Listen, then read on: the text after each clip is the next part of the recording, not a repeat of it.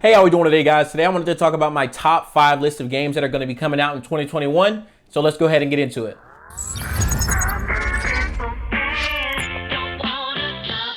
So the first game I want to talk about is Vampire the Masquerade Blood Hunt. Now, this game doesn't have an official release date, but the developers say it will be here in 2021, and it's currently in early access. So anyone that has a Steam account, you can just log into Steam, type in Blood Hunt, and go down and download it and try it out in its early access state. So the main things I really like about this game so far is the movement, the character abilities, and the whole vampire aesthetic. I mean, you can literally drink blood to fill up your health, which is dope. Now, this game sort of reminds me of what Ubisoft's Hyperscape should have been. Now, I played that game for a little bit, but it just wasn't really balanced in the beginning.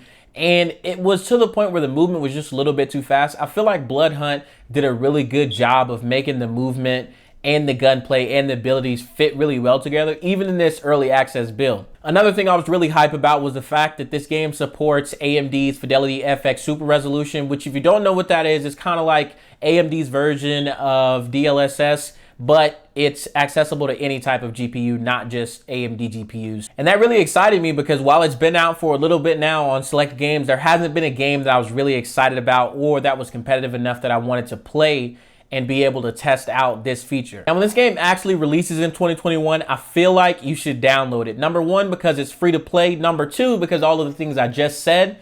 And number three, because it's free. I mean, there's no risk at all. Now, the next game I want to talk about is Back 4 Blood. Now, this game was also in early access, but it was only for a limited amount of time.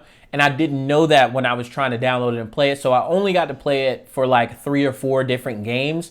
And then I had other stuff to do, came back, realized I couldn't access it because the early access version was not playable anymore. It was just like a short little test. Now, the fact that the developers from Left 4 Dead made this game was enough of a reason for me to want to play it. I mean, anybody who played any type of video games throughout the 360 and PS3 period has played Left 4 Dead. It was that game you would play at your cousin's house and everybody's on split screen, and it was just a fun time. Now, this game is set to be released October 12th in 2021, and it will be a day one Xbox Game Pass and PC Game Pass drop, so it's a definite must download on day one if you have Game Pass, because it's of no extra cost to you if you already pay for it. Now, for those of you who are probably on PlayStation, then you're gonna have to pay the full $60, but if it's worth its salt, then it'll be worth the money. Now, there are a few things that differentiate this game from Left 4 Dead, but I feel like it's mostly the same premise. You got 4 people that are on a team, whether that be online. I'm not actually sure if this game supports like a split screen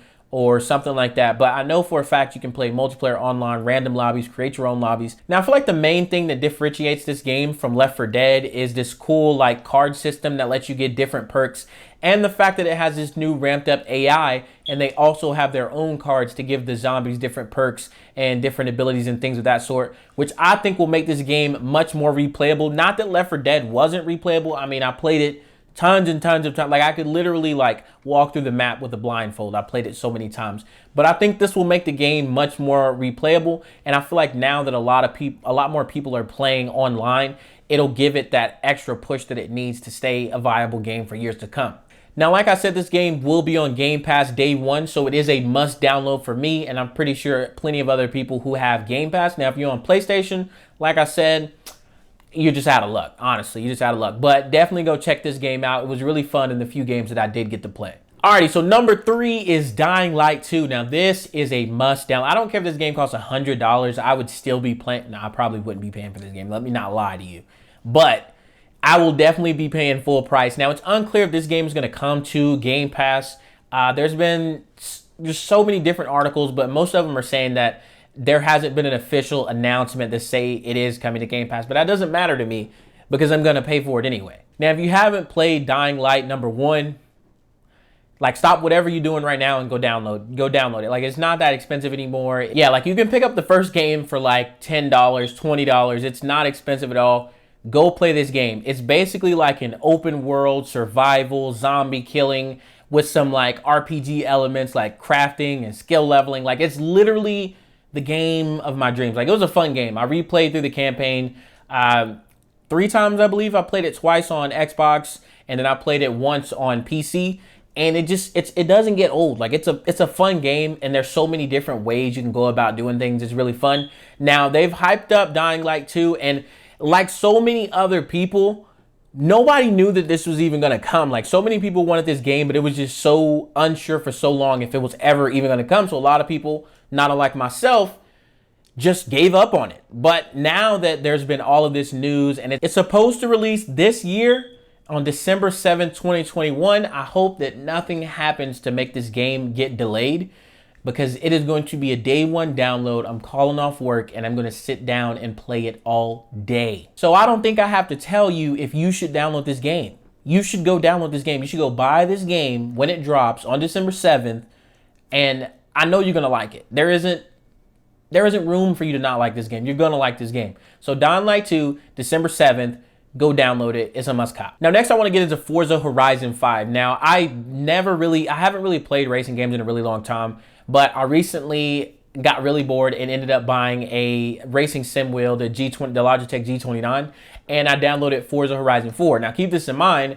Don't judge me. I had never played a Forza game ever because I mostly play shooters. Like, I like games that you get to shoot stuff. Now, I played that with the racing wheel, and it was like the most fun experience I had. Not to mention, I got to realize how in-depth the game was as far as customizability, the map, the locations, the graphics. It's just like a really, really good game.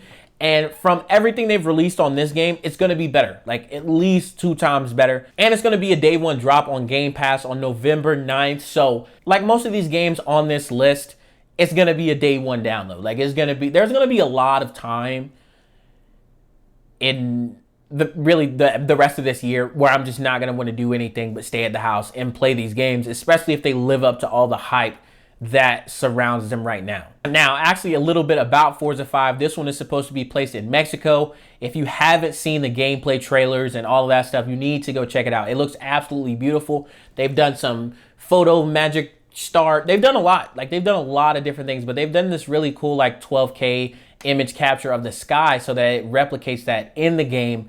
And they've got a lot of like beautiful landmarks from Mexico inside the game that are really looking really nice from what I've seen so far. And I can't wait to try it. And again, it's going to be on Game Pass, so I definitely won't miss it. If you're on PlayStation, I mean, I guess you can just go play Gran Turismo or something, not Forza. No Game Pass, but you bought that PlayStation. You live the life you live, okay? And next on to the last game, number 5. And I do want to say before I get into this last game that these have been in no particular order. I guess I should have said that at the beginning, but these are in no particular order. And we're down to number 5. And I just want to say that I've really been looking forward to this game because I have not played a Halo game since I haven't enjoyed a Halo game, honestly, since Halo 3. I had the Halo Reach Xbox. My dad got it for me. And I feel like that was the last Halo game I played.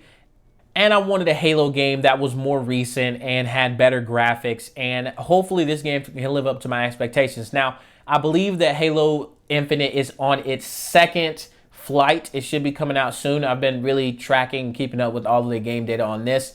But from all of the gameplay I've seen, from the bots to the actual multiplayer, to the maps, to the customizable characters, and just pretty much everything about this game seems like it is going to be amazing. Now, as this video is following a sort of theme, if you have a PlayStation, you might as well just click off the video now because this game is not for PlayStation people. Nothing against you guys. I mean, a console is a console. A lot of things are becoming cross-platform now, but I wouldn't want to hurt your hearts at the fact that you're not going to be able to play this game. You can play Spider-Man or something. That's what you can go do. But Halo Infinite is a game I'm really looking forward to. Not so much the campaign, but the multiplayer. Now, the multiplayer is going to be absolutely free to anybody who wants to download it. This game will be releasing on December 7th, 2021.